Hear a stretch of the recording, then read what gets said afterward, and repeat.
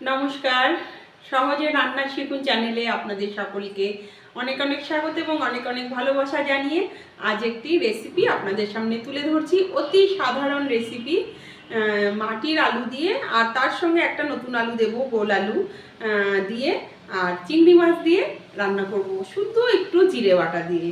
তো চলুন দেখতে থাকুন রেসিপিটি, আশা করি আপনাদের ভালো লাগবে এবং অতি অল্প সময় এবং অতি সহজ পদ্ধতিতে। তো পুরো ভিডিওটা আমার সঙ্গে থাকুন, আশা করি আপনাদের খুব ভালো লাগবে। রান্নাটা শুরু করার আগে কি কি লাগছে সেগুলো আপনাদের সামনে একটু তুলে ধরছি। তো মাটির আলু নিয়েছি, আর একটা এমনি আলু, গোল আলু নিয়েছি, আর সঙ্গে নিয়েছি ধনে পাতা, 4টে কাঁচা লঙ্কা, আর ফোড়নের জন্য নিয়েছি তেজপাতা, শুকনো লঙ্কা আর গোটা জিরে। আর চিংড়ি মাছ দিয়ে করব, সেহেতু চিংড়ি মাছ নিয়েছি, ধুয়ে পরিষ্কার করে নিয়েছি। আর লাগছে হলুদ, লবণ, আর নিয়েছি এই যে জিরে পেস্ট করে রেখেছি, আমি মিক্সিতে পেস্ট করে রাখি, ওটা একটু গরম জলে এখন ভিজিয়ে দেব। আর লাগছে তো অবশ্যই সর্ষের তেল। তো চলুন এবারে আলুগুলো কেটে রান্নাতে ফিরে আসছি। আলুটা কেটে একদম ধুয়ে পরিষ্কার করে নিয়ে চলে এসেছি। আর এই দিকে দেখুন, কড়াইতে আমি গরম জল বসিয়ে দিয়েছি, একটুখানি এটা সেদ্ধ করে নেব, লবণ দিয়ে আর হলুদ দিয়ে একটু সেদ্ধ করে নেব। জলটা দেখুন পুরো ফুটে গেছে, এবারে আমি আলুটা ছেড়ে দেব। এই আলুটাই সেদ্ধ করব, ওই আলুটা অতটা সেদ্ধ করব না। একটু দিয়ে দেব পরিমাণ মতো লবণ আর হলুদ দিয়ে, একটু ঢাকা দিয়ে ভালো করে সেদ্ধ করে নেব। সামান্য লবণ দিয়ে দিলাম আর সামান্য হলুদ দিয়ে দিলাম। এতে কি হবে, লালা ভাবটাও একটু কেটে যাবে আর আলুটা ভালো সেদ্ধ হবে। আমি একটু ঢাকা দিয়ে দেব, ঢাকা চাপা দিয়ে দিলাম, একটু ফুটুক, একটু সেদ্ধ হলে নামিয়ে নেব। এবারে আমি চাপাটা খুলে দেখব যে ভালো সেদ্ধ হয়েছে কিনা। ভালো বলতে মোটামুটি, এই দেখুন কি সুন্দর, মানে একটু খুব গলেও নি, এই যে একদম ভেঙে যাচ্ছে। এবার এই পর্যায়ে কিন্তু আমি এবার এটাকে নামিয়ে দেব। আলুর জলটা ঝরিয়ে নিয়েছি, এরকম হয়েছে। এবারে আমি যে কড়াই বসিয়ে দিয়েছি দেখুন, এবার এখানে আমি চিংড়ি মাছটা প্রথমে ভেজে নেব। কড়াই গরম হয়ে গেছে, আমি তেল দিয়ে দিচ্ছি কড়াইতে। চিংড়ি মাছটা ভাজার জন্য যতটুকু তেল লাগে ততটুকুই আমি তেল দিয়ে দিলাম। পরিমাণ মতো লবণ হলুদ দিয়ে চিংড়ি মাছটাকে মাখিয়ে নিয়েছি। এবারে আমি চিংড়ি মাছটা ছেড়ে দিলাম, ভেজে নেব। বেশি ভাজবো না, একটু উল্টে পাল্টে চিংড়ি মাছ ভাজলে এমনি শক্ত হয়ে যায়, কিন্তু অল্প ভাজবো, ভেজে তুলে নেব। এপাশটা একটু হয়ে গেলে ওপাশটা ভেজে নেব।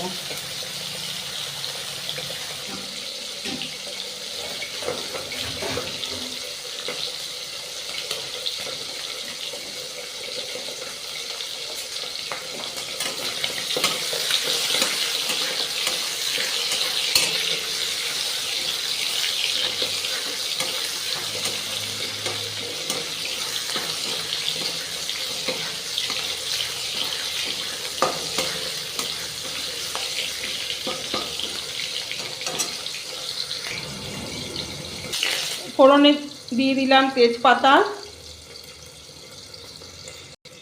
দিয়ে দিলাম তেজপাতা, আর গোটা জিরে আর শুকনো লঙ্কাটা হাফ কেটে ফোড়ন দিয়ে দিলাম। ফোড়নটা গরম হয়ে পুড়ে গেলে দিয়ে দেবো আলু।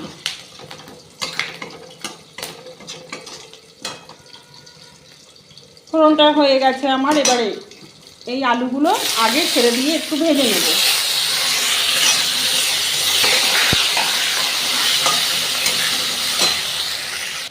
আলুটা কিন্তু ভাজা ভাজা হয়েই এসছে। আলুতে পরিমাণ মতো একটু লবণ, একদম যে যেরকম পরিমাণ টেস্ট বুঝে দেবেন আর কি। আমি সামান্য একটু দিলাম, আর একটু হলুদ দিলাম।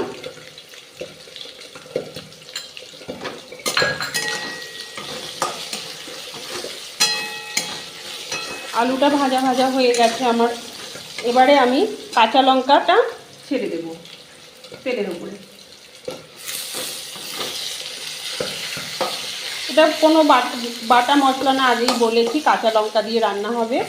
কাঁচা লঙ্কাটা ভাজা ভাজা হলে আমি এই যে গোটা জিরে এই জিরেটাকে আমি একটু গরম জলে ভিজিয়ে রেখেছিলাম, তাহলে এটা একটা স্মুথ হয়ে যায়, মুখে লাগে না দানা দানা। এবার আমি আলুটা দেওয়ার পরে এই গোটা জিরেটা দিয়ে দেবো। এবার আমি এটা ভাজা ভাজা হয়ে গেছে লঙ্কাটা অনেকটা, এবারে আমি এই আলুটা দিয়ে দিচ্ছি।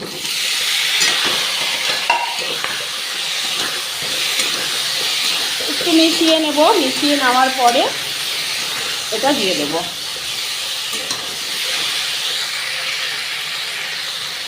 মিশিয়ে নিয়েছি, পুরো মিশে গেছে দুটো আলু একসঙ্গে। এবারে এই যে আরেকটু গরম জল দিয়ে দিয়েছি, দিয়ে এবার ভালো করে কষিয়ে নেব।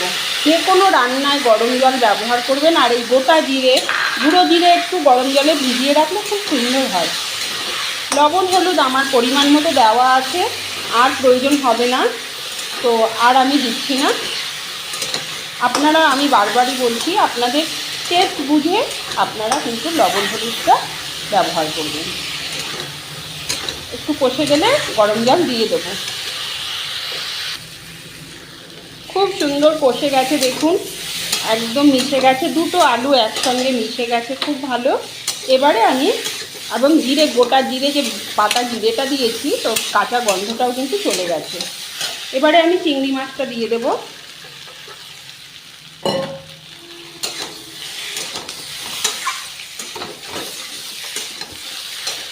মিশে গেছে সব একসঙ্গে, এবার আমি গরম জল দিয়ে দেবো।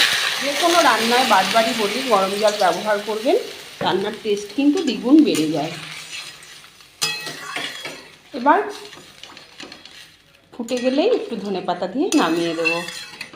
তো হলো কিনা অতি সহজ রান্না একদম, এবং খেতেও কিন্তু খুব সুন্দর। মনে হচ্ছে আমার একটু হলুদ প্রয়োজন আছে, তাই আমি অল্প একটু হলুদ দিয়ে দিচ্ছি। মনে হলো আমার পরে দিলে আবার হলুদের কাঁচা গন্ধ বের হবে, তো একটু হলুদ দিয়ে দিলাম।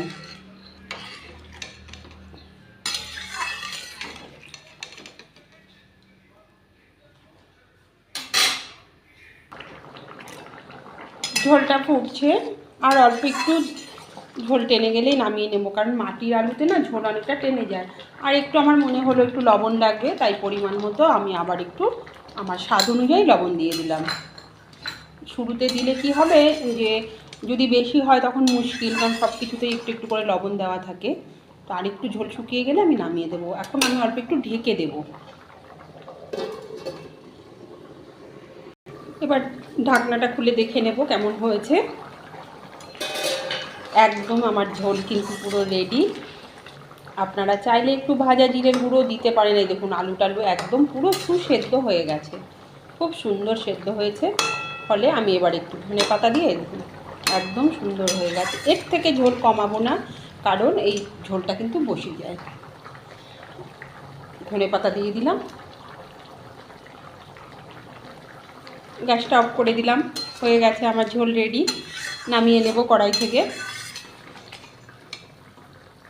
কড়াই থেকে নামিয়ে নিয়েছি। ঠিক এই রকম হয়েছে দেখতে। কেমন হয়েছে কমেন্ট করে কিন্তু অবশ্যই বলবেন। আর এইভাবে অতি সহজ পদ্ধতিতে অতি অল্প মশলায় বাড়িতে একবার বানিয়ে খেয়ে দেখবেন, খুব ভালো লাগবে গরম ভাতের সঙ্গে। আমি একদম ঝোল হাতে রেডি, খেতে বসে যাব। তো খাওয়ার ভিডিওটা এখন আপাতত দিচ্ছি না, পরে কিন্তু সময় হলে অবশ্যই আপনাদের সামনে খেয়ে আমরা শেয়ার করবো যে তরকারিটা কেমন হলো। তো আপনারা এইভাবে ট্রাই করবেন, অবশ্যই আপনাদের ভালো লাগবে। আমি বলছি একবার অতি সহজ পদ্ধতিতে একবার ট্রাই করবেন, খুব ভালো লাগবে। আর যদি ভালো লেগে থাকে কোথাও রেসিপিটি, আমার চ্যানেলটি সাবস্ক্রাইব করবেন। এরকম নিত্য নতুন এবং অতি সহজ রেসিপি নিয়ে আপনাদের সকলের সামনে আমি তপতি আবার হাজির হয়ে যাব সহজে রান্না শিখুন চ্যানেলে। তো চলুন সবাই ততক্ষণ খুব ভালো থাকবেন, সুস্থ থাকবেন। দেখা হবে আবার নতুন রেসিপি নিয়ে আপনাদের সকলের সামনে। সবাই খুব ভালো থাকবেন। ধন্যবাদ।